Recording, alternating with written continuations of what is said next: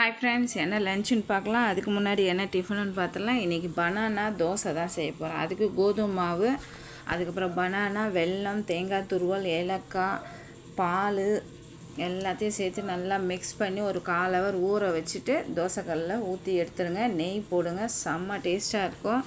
எங்கள் பசங்களுக்கு ரொம்பவும் பிடிக்கும். அதனால் சுட்டு கொடுத்துடலாம்.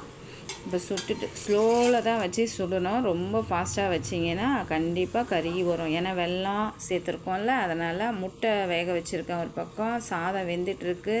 கத்திரிக்காய் தொக்கு பண்ணி முட்டை வறுத்து கொடுத்துடலான்னு சொல்லிட்டு வெங்காயம் தக்காளிலாம் வதக்கி கத்திரிக்காவை சேர்த்து மிக்ஸ் பண்ணி ஒரு 10 நிமிஷம் விட்டு நல்லா எண்ணெய் பிரிஞ்சோன்னு சாதத்தை சேர்த்து மிக்ஸ் பண்ணியாச்சு. கொஞ்சம் கருவேப்பிலை போட்டு சாப்பாடை கட்டிடலாம்.